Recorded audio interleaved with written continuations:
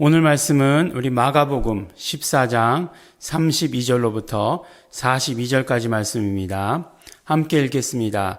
저희가 겟세마네라 하는 곳에 이르매 예수께서 제자들에게 이르시되 나의 기도할 동안 너희는 여기 앉았으라 하시고 베드로와 야고보와 요한을 데리고 가실새 심히 놀라시며 슬퍼하사 말씀하시되 내 마음이 심히 고민하여 죽게 되었으니 너희는 여기 머물러 깨어 있으라 하시고 조금 나아가사 땅에 엎드려 될 수 있는 대로 이때가 자기에게서 지나가기를 구하여 가라사대 아바 아버지여 아버지께서는 모든 것이 가능하오니 이 잔을 내게서 옮기시옵소서. 그러나 나의 원대로 마옵시고 아버지의 원대로 하옵소서 하시고 돌아오사 제자들의 자는 것을 보시고 베드로에게 말씀하시되 시몬아 자느냐 내가 한시 동안도 깨어 있을 수 없더냐. 시험에 들지 않게 깨어있어 기도하라. 마음에는 원이로되 육신이 약하도다 하시고 다시 나아가 동일한 말씀으로 기도하시고 다시 오사 보신즉 저희가 자니 이는 저희 눈이 심히 피곤함이라. 저희가 예수께 무엇으로 대답할 줄을 알지 못하더라. 세 번째 오사 저희에게 이르시되 이제는 자고 쉬라. 그만이다. 때가 왔도다. 보라 인자가 죄인의 손에 팔리우느니라. 일어나라 함께 가자. 보라 나를 파는 자가 가까이 왔느니라. 아멘. 네, 오늘 말씀은 예수님의 기도 가운데 예수님의 기도가 복음서에 여러 군데 나오죠. 마가복음 우리가 처음 시작할 때에도 2장인가요? 새벽 오히려 미명에 나아가서 기도하셨다라고 이렇게 말씀하시고 계십니다.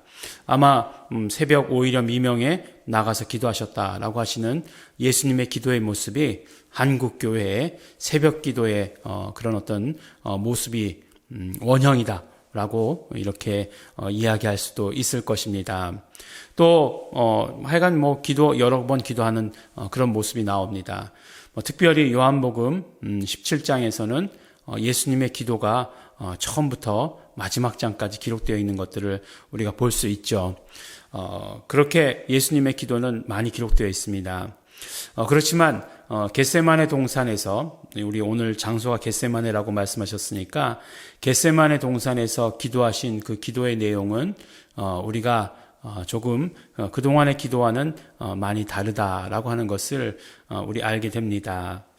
오늘 모습을 보면 이제 베드로와 야고보와 요한만 데리고 올라가십니다. 그 언덕에 올라가시는데 그때 올라가실 때 그때의 어떤 심리 상태가 심히 놀라시며 슬퍼하셨다라고 이렇게 이야기합니다.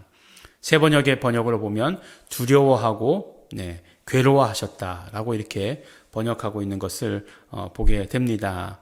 어쨌든지 비슷한 어떻게 번역하든지 간에 비슷한 심상을 가지고 계시다라고 이렇게 말씀하실 수 있는 거죠. 내 마음이 심히 고민하여 죽게 되었으니 라고 이렇게 말씀하시는 것까지 보게 됩니다. 그런데 예수님의 이 기도에 대해서 우리가 알아야 될 것이 있어요.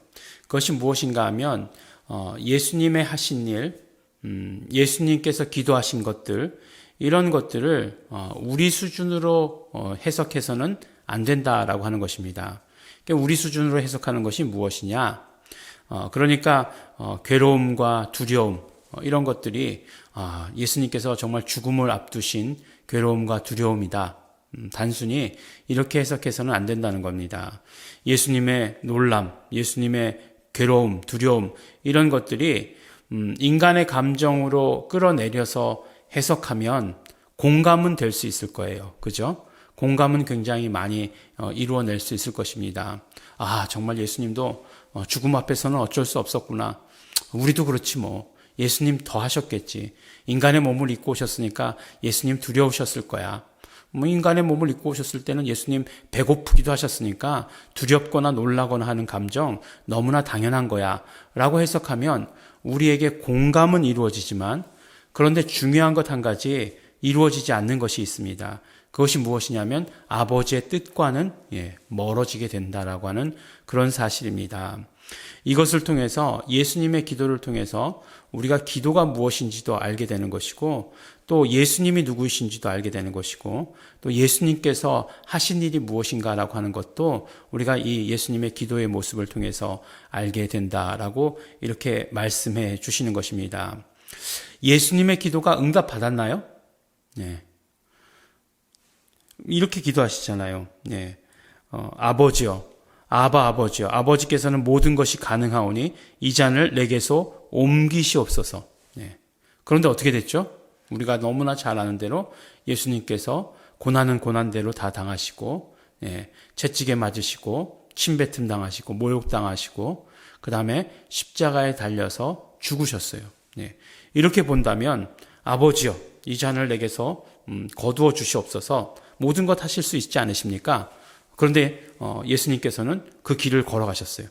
그러면 우리가 생각하기로는 기도 응답을 못 받은 것 아니야? 라고 이렇게 생각할 수 있습니다. 근데 히브리서에서 이 겟세마네 동산에서 기도하신 예수님의 기도에 대해서 이야기한 것이 있어요. 히브리서 5장 7절에 보면 그는 육체에 계실 때에 자기를 죽음에서 능히 구원하실 이에게 심한 통곡과 눈물로 간구와 소원을 올렸고 그 경외하심을 인하여 들으심을 얻었느니라 라고 이렇게 말씀합니다. 그러니까 무슨 말씀이에요? 이 말씀을 보면 정말 심한 통곡과 눈물로 간구와 소원을 올렸다. 이 예수님의 겟세마네 기도를 말씀하시는 것 아니에요? 그런데 그럼에도 불구하고 그러니까 자기를 죽음에서 능히 구원하실 이에게 이렇게 기도했는데 결과는 무엇이냐? 그 경외하심을 인하여 들으심을 얻었느니라 이렇게 얘기하세요. 이건 무슨 말씀이에요? 히브리서 말씀으로는 응답 받았다라고 이렇게 말씀하시는 것입니다. 그러면 이제 우리가 생각해 봐야 될 것은 기도에 대해서 기도가 무엇이고 기도가 응답받는 것이 무엇인가에 대해서 다시 한번 생각해 보아야 할 때입니다. 무슨 말씀입니까? 우리가 기도라고 하면 우리가 심한 통곡과 눈물로 간구와 소원을 말할 때는 언제예요? 내 사정이 있을 때잖아요. 내 사정이 있을 때. 그럴 때 막 그냥 심한 통곡과 눈물로서 기도하게 되죠. 사실 눈물 흘리면서 기도했던 적이 있었는데 그게 다 내 사정 때문이지 다른 사람 사정 때문인 것은 잘 없었던 것 같아요. 나라와 민족을 위해서 기도한다. 잠깐 애통하는 마음은 있어요. 안타까운 마음들은 있지만 그것이 막 심한 통곡으로 이어진다. 이랬던 적이 있나? 라는 생각이 들기도 합니다. 그러니까 기도 응답이라는 것이 무엇이냐? 성공한 기도라고 하는 것이 무엇이냐? 결국은 내 뜻을 주장하는 것이 아니라 바로 하나님의 뜻을 주장하고 하나님의 뜻을 받아 갖는 것이 성공한 기도다라고 하는 것을 우리에게 말씀해 주십니다. 예수님께서는 어떤 기도를 하셨느냐? 철저히 하나님의 의에 대한 기도를 하셨어요. 하나님의 의. 하나님의 의를 이루시는 방법은 무엇이냐? 피 흘려야 하는 것이에요. 그것이 하나님의 의를 이루는 방법입니다. 그런데 하나님께서는 하나님의 의를 이루시기 위해서 독생자의 피를 흘리게 하시는 방법을 사용하셨다는 것이에요. 그 마음, 그 아픔. 사도 바울은 그래서 그것을 뭐라고 얘기합니까? 그 하나님의 약함, 그 하나님의 어리석음이라고 이렇게 표현하시잖아요. 그것에 대해서 하나님의 의에 대해서 기도하신 것이에요. 아들을 죽일 만큼 그렇게까지밖에 하실 방법이 없으십니까? 라고 이야기하는 것이에요. 자신이 죽을 것에 대한 두려움, 걱정 이런 것이다 라고 하는 것. 인간의 육체를 입고 오셨는데 그것이 아주 없다 이렇게 얘기하는 것이 아니에요. 그런 차원을 뛰어넘는 것이다라고 말씀하는 것입니다. 이렇게 예수님께서는 하나님의 의를 위한 기도를 하셨다는 것이에요. 그러므로 우리가 생각할 때 결국 기도가 무엇이냐? 우리도 마찬가지예요. 하나님의 의, 하나님의 뜻, 아버지의 뜻 말씀하고 있잖아요. 아버지의 뜻을 말하는 것이 기도라고 하는 것이에요. 그리고 아버지의 뜻을 받아 갖는 것이 기도예요. 오늘 기도 응답 받았더니 뭐가 이렇게 막 올랐는데 내가 그걸 샀어. 그래서 차익이 얼마야. 이게 기도 응답 아닙니다. 이건 정말 위험한 거예요. 그런 식으로 우리가 기도를 생각하고 있으면 참 위험한 것입니다. 기도라고 하는 것은 하나님의 뜻을 구하고 하나님의 의를 구하고 그 다음에 그 구한 하나님의 뜻이 무엇인지를 우리가 받아갖는 그것이 바로 기도라고 하는 것을, 적어도 예수님의 기도는 그랬다라고 하는 것을 우리에게 보여주시고 계십니다. 그러므로 우리도 예수님의 기도하신 그 모습을 닮아서 기도해야 되겠죠.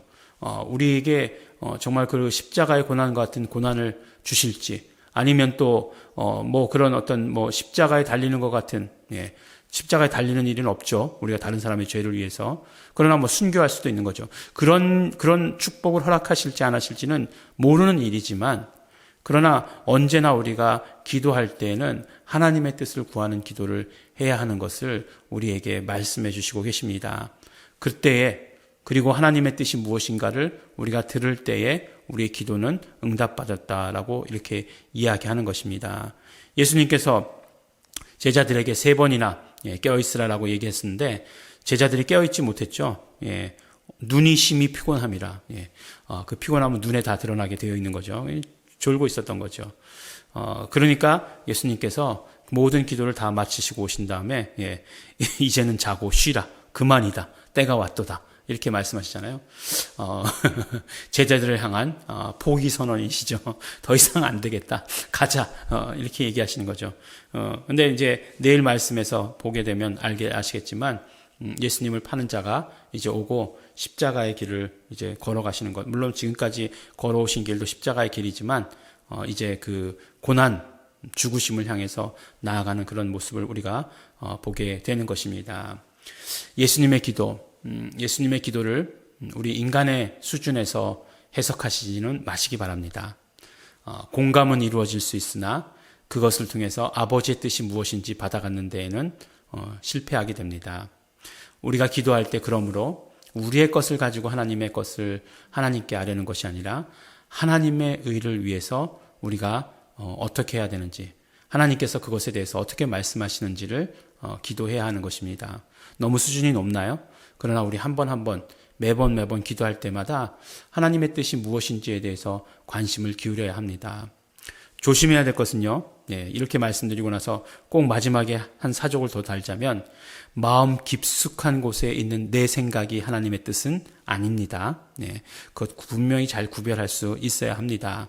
기도에 대해서 언젠가 다시 한번 이야기할 그럴 시간이 있었으면 좋겠지만, 기도에 대해서, 예수님의 기도에 대해서 우리가 함께 나누자고 한다면, 그 모습을 통해서 기도가 무엇인지를 우리가 알 수 있다라고 한다면 하나님의 뜻을 받아가는 시간이 우리의 기도의 시간입니다.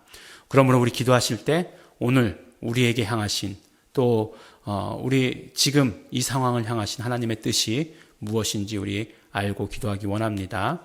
그 뜻을 깨닫게 되기를 원합니다. 하나님의 음성을 듣게 되기를 원합니다. 하나님의 음성을 듣는 구체적인 방법도 또 우리 함께 나누도록 하겠습니다. 우리 감사하시면서 또 회개하시면서 우리 결단하시면서 다 같이 통성으로 기도하시겠습니다.